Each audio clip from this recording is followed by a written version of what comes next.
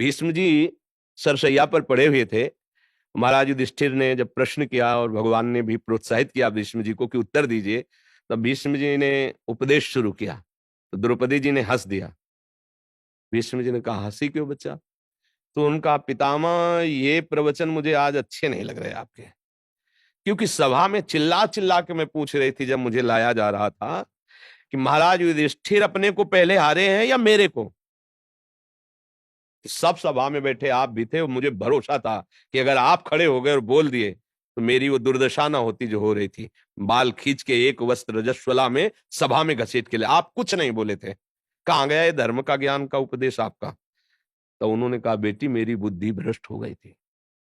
पापी दुर्योधन का पक्ष और अन्न खाने से मेरी 6 महीना बाणों की सैया में पड़ा पड़ा रक्तस्राव हो गया है। भीषण कष्ट पा रहा हूं। अब मैं पवित्र हो गया हूं, इसलिए जो प्रश्न करोगे सही उत्तर दूंगा। उस समय मेरी बुद्धि शुद्ध नहीं थी जो मैं उत्तर दे देता। तो उन्होंने उदाहरण दिया कि एक परमहंस जी जंगल में रहते थे, कंदमूल फलादि खाते थे। तो एक राजा वहां गया, जब देखा कि वो ध्यानस्थ है तो इंतजार करता रहा। फिर प्रणाम किया और कहा, महाराज कृपा करो, आप जैसे विरक्त महापुरुष हमारे घर में आएंगे तो हमारा गृह पावन हो जाएगा। तीर्थी कुर्वन्ते तीर्थानि, आप जैसे महात्मा चरण रख दें वो स्थान तीर्थ हो जाता है, तीर्थों को भी तीर्थत्व प्राप्त होता है।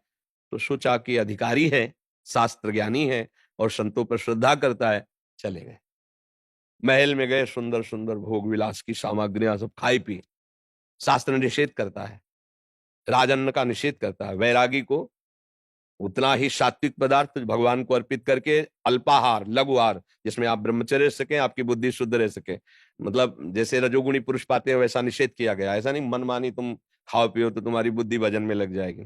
और खा पी के खूब अच्छे से राज सम्मान पा करके आए, भजन में अरुचि, वही महल का चिंतन, वही भोगों का चिंतन। यार कब राजा आएगा कि दोबारा बुलाएगा? अब कंदमूल फल खाने वाले, भजन छूटा, चिंतन राजा का। अब चिंतन इधर हुआ तो तपस्वी थे, तुरंत राजा पहुंचा, महाराज पधारिए। आज कुछ नहीं बोलना पड़ा, पीछे ही चले गए। महल में पाए और देखा ऐसे, तो एक श्रृंगार कक्ष में हार टंगा हुआ था हीरों का। तो अवसर लेकर के, क्योंकि दास दासियां सेवा में नहीं, स्वयं राजा और रानी थे, तो वो हार लिया और झोली में डाल लिया, प्रसाद पाया और जय हो करके चलो। रानी जब श्रृंगार को शाम को बैठी तो देखा हो, तो उनका, महाराज अपने इस निज महल में अपनी जो दास दासियां हैं, बिल्कुल कहीं उनका आना जाना नहीं, तो हार चुराएंगे क्यों? मुझे लगता है जिन संत भगवान को तुम लाए थे वो हार चुरा के ले गए। उनका, ऐसा मत कहो, हमारे देश के पावन पवित्र संत तुम्हारे हार को क्या करेंगे? तो उनका, महाराज आप कुछ भी कहो, मेरा दृढ़ विश्वास है कि हार आपके संत ले गए। बोले हम दूसरा बनवा देंगे, आप शब्द मत उच्चारण करना। अब 5-7 दिन के बाद उन्होंने फल लाने के लिए झोली में हाथ डाला तो हार देखा, तो कहा, ये क्या, मेरी बुद्धि भ्रष्ट हुई, मैं इसे क्या करूंगा? अरे मेरे से तो अपराध बन गया। हार लिया और वहीं से चिल्लाते हुए राज दरबार, महाराज मैं चोर हूं, मैंने आपके महल से ये हार चुराया। बोले, महाराज बस आपकी परीक्षा के लिए मैंने हार आपकी झोली में डाला था, आप तो संत हैं। क्योंकि सभा के हृदय में संतों के प्रति दोष बुद्धि हो जाएगी, इसलिए धर्मात्मा राजा ने तत्काल बात बदल दी। चलो महाराज, महल ले गए और कहा, महाराज आप ही चुरा ले गए थे, आप ही वापस करने, और मेरी समझ में नहीं आया। तो बोले, जिस दिन आपका अन्न खा के गए उस दिन से मेरी बुद्धि भ्रष्ट हो गई।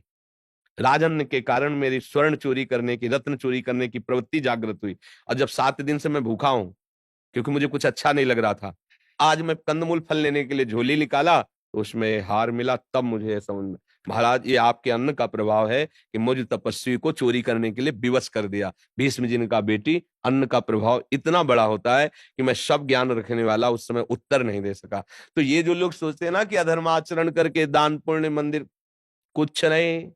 धर्म के द्वारा कमाए हुए धन का विभाग करो, एक मूल के लिए जमा करो, एक परिवार के पोषण के लिए जमा करो, एक आगामी व्यापार की उन्नति के लिए, और उसका कुछ भाग गरीबों की सेवा, गौ सेवा, अनाथ है, बीमार है, कोई संत महात्मा भूखा प्यासा, अतिथि सेवा, ये शास्त्र विधान है धर्म के कमाए हुए से। जिन लोगों का ये कहना ना कि अधर्म में इतने परसेंट दे दो, तो दोनों एक ही बात है, अंतर नहीं है, एक ही बात है, मतलब वो एक ही डिपार्टमेंट है। नहीं तो धर्म ऐसा कभी आदेश नहीं करता कि तुम हिंसा करो, पापाचरण, चोरी करो और दान कर दो तो तुम परम पवित्र सुख हो जाए। ऐसा कभी नहीं, कहीं नहीं, किसी